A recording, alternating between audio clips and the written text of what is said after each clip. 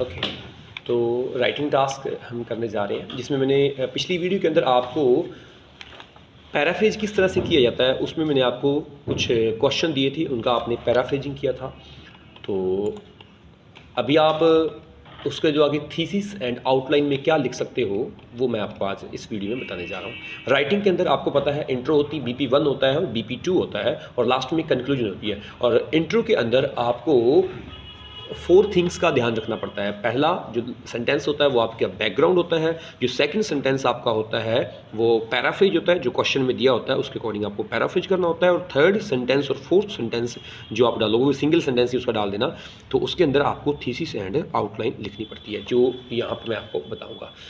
तो पैराफ्रेजिंग हमने कर लिया था। पैराफ्रेजिंग हमने सिर्फ 1 सेंटेंस पैराफ्रेजिंग किया था। आगे जो 2 सेंटेंस होते हैं, जैसे डिस्कस बोथ यू वाला सेंटेंस होता है, उसको किस तरह से पैराफ्रेज करते हैं वो भी मैं आपको बताऊंगा किसी और वीडियो में। अब इसमें आप जैसे e books and modern technology will totally replace traditional newspaper and magazines, तो ये किस तरह से करते हैं तो इनके बारे में मैंने आपको पिछली वीडियो में बताया हुआ है, आई होप।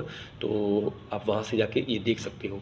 तो आपने जैसे ही पैराफ्रेज किया उसके बाद नेक्स्ट क्वेश्चन आपके माइंड में आता है कि अब हम आगे क्या लिखें। पैराफ्रेज करने के बाद, इंट्रो में बता रहा हूँ बात, अभी मैंने BP1 और BP2 में नहीं गया हूँ। जो इंट्रो के अंदर आप पैराफ्रेज करने के बाद ये सोचते हो कि सर अब हम नेक्स्ट में क्या लिखें। एक्चुअली अगर आपका क्वेश्चन रीजन एंड इफेक्ट से रिलेटेड है तो रीजन एंड इफेक्ट से रिलेटेड मैं यहाँ पे कुछ जो ऑलरेडी थीसिस एंड आउटलाइन है ये है 6 और 7 बैंड के बीच जिन बच्चों का टारगेट रहता है या स्टार्टिंग है उनकी, तो वो ये पैराफ्रेज लिखेंगे। कब लिखेंगे, सॉरी आप नॉट पैराफ्रेज लिखेंगे, ये थीसिस एंड आउटलाइन लिखेंगे जब वो पैराफ्रेज कंप्लीट कर रहे होंगे या कर लेंगे। तो what factors contribute to give a rise to this trend या डेवलपमेंट या फैशन या vogue, as well as what potential consequences of it will be described with a perfect conclusion. ये आप इंट्रो को जब खत्म करते हो लास्ट में थीसिस और आउटलाइन लगा के ये लगेगी आउटलाइन किस क्वेश्चन के लिए लगेगी, जो क्वेश्चन आपका रीजन एंड इफेक्ट से संबंधित है उस क्वेश्चन में। इसमें आपको 6.5 और 7 बैंड तक का जो आपका टारगेट होगा वो आप अचीव कर लोगे। लेकिन अगर आपका क्वेश्चन एडवांटेज एंड डिसएडवांटेज, अब आपको सर ये एडवांटेज कैसे पता चलेगा, आप मेरी प्रीवियस वीडियो देखिए जिसमें आपको इंस्ट्रक्शन में लिखा होगा कि what are the advantage and what are the disadvantage, वो लिखा होगा। तो वहाँ पे आप देखोगे तो जैसे क्वेश्चन लिखा होगा तो क्वेश्चन को पैराफ्रेज करोगे। बैकग्राउंड अगर आपको आता है तो ठीक है, नहीं है तो डायरेक्ट आप पैराफ्रेज कीजिए। अगर बैकग्राउंड आता है तो आपको और बढ़िया बैंड स्कोर मिलेगा। बैकग्राउंड लिखिए, उसके बाद पैराफ्रेज करिए, और थर्ड जो प्रोसेस होगी आपकी, जो थर्ड थिंग होगी वो आपको थीसिस एंड आउटलाइन लिखना होता है। तो रीजन एंड इफेक्ट का मैंने आपको बता दिया, ये है रीजन एंड इफेक्ट का। और एडवांटेज एंड डिसएडवांटेज अगर टॉपिक है आपका तो आप उसमें ये पैराफ्रेज एंड ये थीसिस एंड आउटलाइन डालोगे। What are the positive and negative outcomes of such trend will be described further with an appropriate conclusions। ये थीसिस एंड आउटलाइन है आपका एडवांटेज एंड डिसएडवांटेज से रिलेटेड क्वेश्चन का। देखिए जो आप नेक्स्ट क्वेश्चन आपको अगर आता है प्रॉब्लम एंड सॉल्यूशन से रिलेटेड, तो उसमें आप लिख सकते हो why this is on the way of increasing and how it will be solved, और what steps can be taken by both government and general public will be detailed further followed by an appropriate conclusion. तो ये thesis और outline है उस question की जो question problem and solution से संबंधित है। आई मीन कई बार वहाँ पे लिखा होता है कॉज एंड सॉल्यूशन, तो उससे संबंधित अगर कोई क्वेश्चन आता है तो उसमें आप ये थीसिस एंड आउटलाइन ऐड करोगे।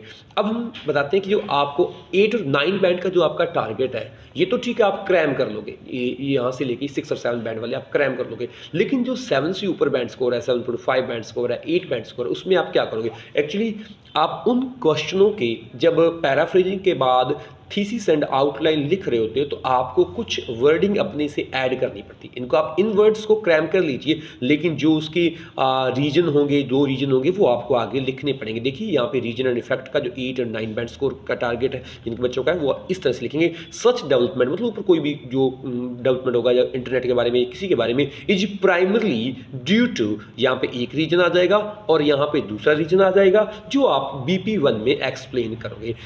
which has a number of long lasting and acute ramification, मतलब गंभीर सीरियस परिणाम, on both individuals and there surroundings. तो आप जब ये वर्ड्स लिख रहे होंगे तो इट मीन्स आप उसका रीजन एंड इफेक्ट आगे लिखने वाले हो। ये BP1 में आपका रीजन्स आ जाएंगे और BP2 में इसका इफेक्ट्स आ जाएगा, और इफेक्ट्स भी आपको सराउंडिंग्स मतलब उनकी जो आसपास का एरिया उस पर और उस इंडिविजुअल्स पे क्या प्रभाव पड़ता है वो आपको लिखना पड़ेगा BP2 के अंदर, तभी आप 8 और 9 बैंड का टारगेट अचीव कर पाओगे। आगे एडवांटेज एंड डिसएडवांटेज से रिलेटेड कोई भी क्वेश्चन अगर आ रहा है and your target is 7.5 band score, 8 band score, 9 band score, in that questions, I mean introductions, you will write the outline and thesis that is in this way.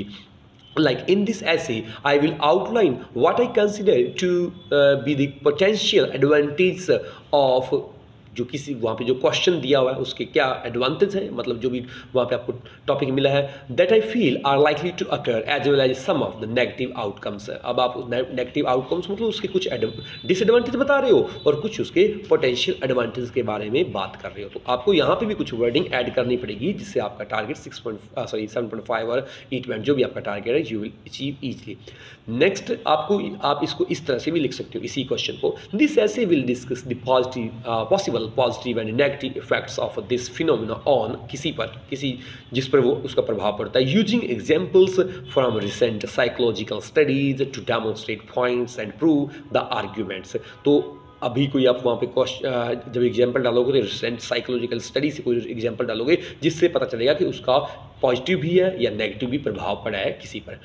तो last हमारा जो problem and solution वाला कोई भी question आता है तो उसमें आप इस तरीके से आप लिख सकते हो, such development is primarily due to, ये इस वजह से और इस वजह से है, which has a number of solutions that should be implemented to deal with या हाउ टू सॉर्ट आउट जो भी दिस काइंड ऑफ ऑब्स्टिकल। तो डील विद जहाँ पे प्रॉब्लम आ जाएगी किस प्रकार की प्रॉब्लम, और यहाँ पे उसके रीजन्स आ जाएंगे तो क्या क्या रीजन्स रही हैं, तो प्रॉब्लम एंड सोल्यूशन वाला आप इस तरह से कंप्लीट कर सकते हो। ये जो बाद में मैंने बताया है ये आपका 8 to 9 बैंड स्कोर है, 7.5 से लेकर 9 बैंड स्कोर तक है, उसके पहले वाला है 6 to 7 बैंड स्कोर तक का थीसिस एंड आउटलाइन। पहले आप ये सीख लीजिए और बाद में आप ये सीख लेना। इस तरह से आप अपना बढ़िया सा इंट्रोडक्शन कंप्लीट कर लोगे।